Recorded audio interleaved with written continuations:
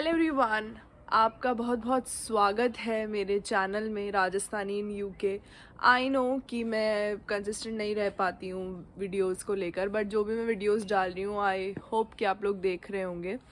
साथ ही आज मैं जिस के बारे में बात करने वाली हूँ वो ये है कि आप लोग जब यहाँ पर आते हैं तो बहुत सारे लोगों को बहुत सारे क्वेश्चंस होते हैं।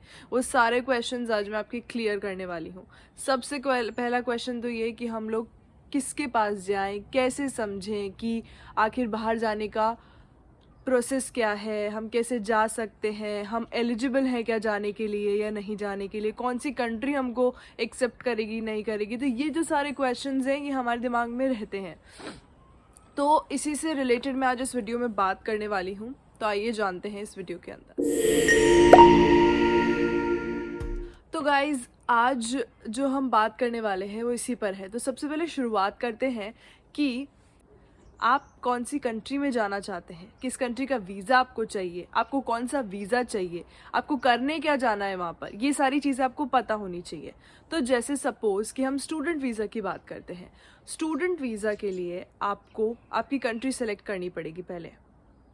जैसे आप यूके में आना चाहते हैं, कनाडा जाना चाहते हैं, तो आपका एक माइंडसेट होता है कि अच्छा यूके या कनाडा, ऐसे और भी बहुत सारे कंट्रीज़ है। आयरलैंड हो गया, नीदरलैंड्स हो गया, ऑस्ट्रेलिया हो गया, जहाँ पर भी आपको जाना है आप कंट्री सेलेक्ट कर लीजिए सबसे पहले। उसके बाद आप अपनी यूनिवर्सिटी देखें, अपने कोर्स को एक यूकास करके साइट है उस पर डालिए, जैसे कि आप स्क्रीन पर देख सकते हैं। वहाँ पर आपको आपके रिलेटेड कोर्सेज मिल जाएंगे, प्लस आपकी यूनिवर्सिटीज़ जिनकी रैंकिंग अच्छी होगी आपके कोर्स में वो आप देखिए। अब आप रैंकिंग कहाँ चेक कर सकते हैं, क्यूएस रैंकिंग जो है वो वर्ल्ड रैंकिंग सबसे अच्छी देती है, मतलब हम लोग सब वहीं देखते हैं, तो आप क्यूएस रैंकिंग पर देख सकते हैं। साथ ही क्यूएस रैंकिंग में आप अपने कोर्स को डालेंगे तो आपकी कोर्स की रैंकिंग भी आ जाएगी कि अच्छा कोर्स के हिसाब से कौन सी यूनिवर्सिटी बेस्ट है। तो इस तरीके से आप अपनी रैंकिंग्स भी देख सकते हैं यूनिवर्सिटी की। साथ ही आपको अगर स्कॉलरशिप दे रही है कोई यूनिवर्सिटी तो आप उस हिसाब से भी देख सकते हैं। जैसे कि आप जिसके थ्रू अप्लाई कर रहे हैं, अब आप ये सोच रहे हो कि हम अप्लाई कैसे करें। तो अप्लाई कैसे करना है, अगर आप एजेंट से अप्लाई कर रहे हैं तो बहुत बढ़िया बात है, क्योंकि एजेंट आपको पूरे एंड प्रोसेस तक हेल्प करेंगे, लेकिन वो आपके कभी कभी कॉल्स आंसर नहीं करते हैं, आपको टेक्स्ट नहीं करते, क्योंकि उनके पास ऑलरेडी बहुत सारे स्टूडेंट्स होते हैं, बहुत सारे लोग होते हैं, तो इस वजह से। प्लस आपके प्रोसेस में डीले भी हो सकता है, तो आप खुद से भी अप्लाई कर सकते हैं यूनिवर्सिटीज़ के अंदर। It's not a big deal, आपके डॉक्यूमेंट्स पूरे होने चाहिए। अब रही बात आइल्स की कि अच्छा हम लोग अप्लाई तो कर रहे हैं, अब हमको आइल्स देनी है कि हमको आइल्स नहीं देनी है। तो IELTS जो होता है, आइल्स एक एग्ज़ाम होता है, इंग्लिश एग्ज़ाम, जो बहुत लोग कंफ्यूज होते हैं कि दें या नहीं दें। तो आजकल क्या होता है कि कुछ कुछ यूनिवर्सिटीज़ ऐसी होती है जहाँ पर आपको आइल्स की रिक्वायरमेंट नहीं होती है।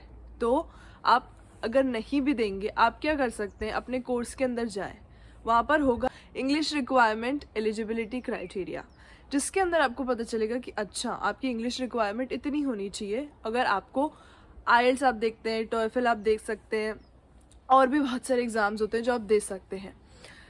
लेकिन अगर वहाँ पर है कि अगर आपका 12th में इतना स्कोर है तो आपको, अगर आप आइल्स नहीं भी देंगे तब भी चलेगा। ऐसा भी होता है कि आपकी 12th की स्कोर अगर इंग्लिश में अच्छा है तो आपको बिना आइल्स के भी बहुत सारी यूनिवर्सिटी एक्सेप्ट कर लेती है। अब रही बात जर्नलिज्म फील्ड की, तो मैं जर्नलिज्म वालों को ये बता दूं कि बिना आइल्स के आई डोंट थिंक सो कि आप यहाँ पर आ सकते हैं। बहुत कम यूनिवर्सिटीज़ है, रेयर यूनिवर्सिटीज़ है जिसके अंदर जर्नलिज्म फील्ड में बिना आइल्स के लेते हैं, क्योंकि मेनली स्पीकिंग और राइटिंग ये सब कुछ यहाँ पर होता है, मेरे फील्ड में स्पेशली।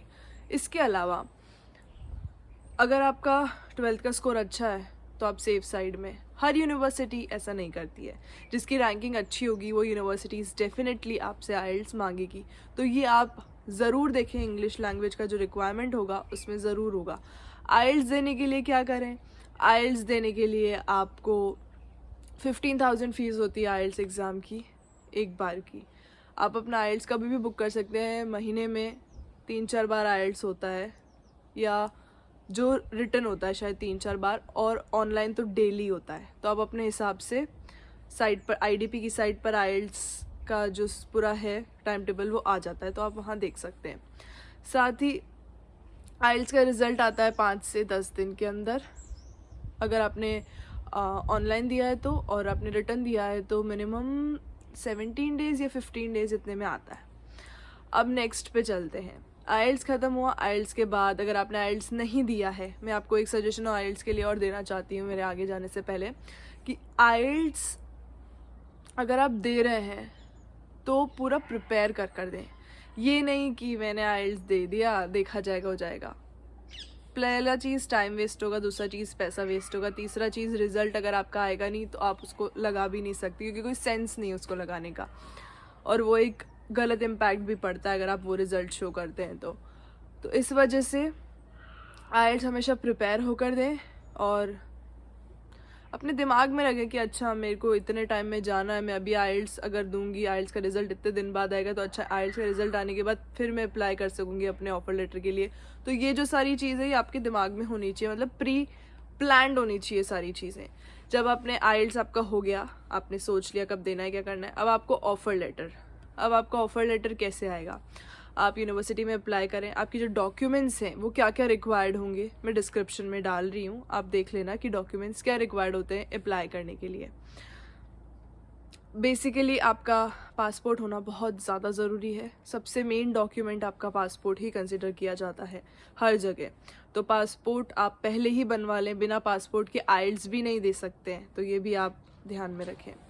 इसके अलावा आप नेक्स्ट हम जाते हैं। आपने अप्लाई किया, आपका ऑफ़र लेटर आ गया।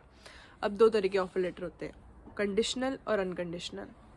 कंडीशन में क्या होता है, आप बिना आइल्स के भी अगर अप्लाई करेंगे ना तो आपका ऑफ़र लेटर आ जाएगा। जो क्या आएगा, कंडीशनल ऑफ़र लेटर आया जैसे। अब कंडीशन क्या है उनकी कि अच्छा आपको आइल्स में इतना स्कोर आएगा तो हम अब आपको अनकंडीशनल ऑफ़र लेटर भेजेंगे। मतलब उनकी कंडीशन है कि आप उनकी रिक्वायरमेंट पूरी करोगे, रिक्वायरमेंट में आप इतना डिपॉजिट कराओ तो हम आपको अनकंडीशनल भेजेंगे, आप आइल्स की रिक्वायरमेंट पूरी करो तो हम आपको अनकंडीशनल भेजेंगे, आपकी ये रिक्वायरमेंट्स नहीं है, ये फुलफ़िल करो तो हम आपको अनकंडीशनल ऑफ़र लेटर भेजेंगे। तो ऐसे कंडीशनल ऑफ़र लेटर आता है। अनकंडीशनल, जब आप कंडीशंस पूरी कर देंगे, उनको मेल भी कर देंगे, तो उसके बाद आपका कंडीशनल ऑफ़र लेटर आ जाएगा, अनकंडीशनल ऑफ़र लेटर आ जाएगा, सॉरी।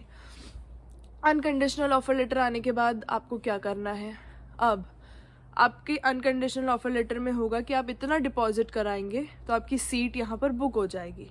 जैसे कि 1000 पाउंड, 2000 पाउंड, 3000 पाउंड, इतना आप डिपॉजिट कराओ तो हम आपकी सीट बुक कर लेंगे यहाँ पे, ऐसा सीन होगा। तो वो जब आप डिपॉजिट कराओगे तो वो क्या 7 डेज़ का प्रोसेस होता है डिपॉजिट कराने का। मतलब आपने डिपॉजिट कराया इंडिया से तो वहाँ पर 7 डेज़ में उसका मतलब होगा कि अच्छा पैसा आ गया या नहीं आया। वो लोग आपको मेल कर देंगे कि अच्छा आपकी अमाउंट आ गया है यहाँ पे। उसके बाद अमाउंट आने के बाद वो आपको कैश लेटर के लिए कैश लेटर भेजेंगे। कैश लेटर आपका 10 दिन तो मिनिमम लगेगा ही लगेगा। 10 दिन के अलावा 15 दिन भी लग सकते हैं, 20 दिन भी लग सकते हैं, ये हम कुछ भी नहीं कह सकते इन लोगों का। तो उसके बाद आपका जब आप डिपॉजिट कर देंगे फिर आपका कैश लेटर आएगा। कैश लेटर आने के बाद हम आगे चलते हैं।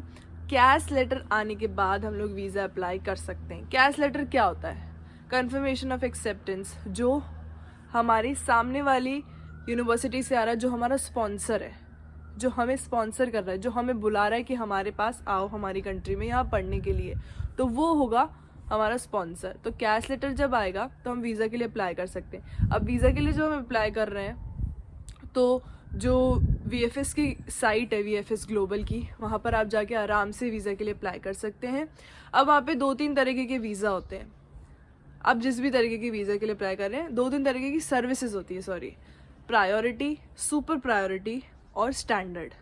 अगर आपके पास टाइम बहुत कम है तो गो फॉर प्रायोरिटी। अगर आपके पास बिल्कुल भी टाइम नहीं है, मतलब कि आपको 4 दिन बाद तो जाना ही है, आपकी फ़्लाइट है, आपको कोई सीन ही नहीं बैठ रहा है, तो सुपर प्रायोरिटी। और अगर आपके पास 1-2-3 महीने हैं, आराम से आपने अप्लाई कर दिया, आपका कैश भी आ गया, तो स्टैंडर्ड। मेरा मानना ये है कि स्टैंडर्ड में मैंने बहुत स्ट्रगल किया है। मेरा वीज़ा नहीं आया था, मेरी फ़्लाइट, मतलब कि मैं आप लोगों को बताऊं, कल मेरी फ़्लाइट है, आज मेरे पास वीज़ा है और मुझे दिल्ली जाना है अपने घर से, राजस्थान से। सो इट वाज लाइक बहुत हेक्टिक। वो हफ्ता मेरा कैसे गया है मैं आपको बता भी नहीं सकती। मैं इसका पूरा ये वीज़ा कैसे आया है मेरे पास, उसका वीडियो भी मैं डालूँगी। बट मेरे एक्सपीरियंस से स्टैंडर्ड वीज़ा बहुत टाइम लेता है। इस बार तो 90,000 प्लस लोगों ने वीज़ा के लिए अप्लाई करे, तो आप सोच सकते हैं कि वीज़ा कितना डीले हुआ होगा लोगों का। प्लस नेक्स्ट मैं ये बताना चाहूँगी आपको कि आपने वीज़ा के लिए अप्लाई किया, आप जो भी सर्विसेज ले रहे हैं आपके अकॉर्डिंग है, आपको VFS ग्लोबल पे बुलाया जाएगा। आप दिल्ली, मुंबई, बेंगलोर, अहमदाबाद, पुणे, जहाँ पर भी आपका VFS है वहाँ जाएंगे। वहाँ पे क्या होगा कि जैसे टाइमिंग आएगा, आपके पास अपॉइंटमेंट लेटर आएगा, उसका आपको फ़ोटो कॉपी लेके जाना पड़ेगा। प्लस उसके अलावा आपको अपना पासपोर्ट कैरी करना पड़ेगा, और जो डॉक्यूमेंट्स, बर्थ सर्टिफिकेट आपके पास नहीं है तो पहले ही बनवा लीजिए आप बर्थ सर्टिफिकेट। मैं वीज़ा के डॉक्यूमेंट्स भी इसी के अंदर डाल दूँगी कि क्या है। साथ में आपकी मार्कशीट्स, आपकी डिग्री, आपका सब कुछ, मतलब जितने भी डॉक्यूमेंट्स मैंने डाले हैं डिस्क्रिप्शन में वो आप देख लेना, तो वो सारे आपको ले जाने बहुत ज़्यादा ज़रूरी हैं। इसके अलावा वहाँ पर आपका पासपोर्ट आपसे ले लिया जाएगा, तो वो पासपोर्ट आप वहाँ पर दे देंगे क्योंकि पासपोर्ट में आपका वीज़ा लगकर आएगा।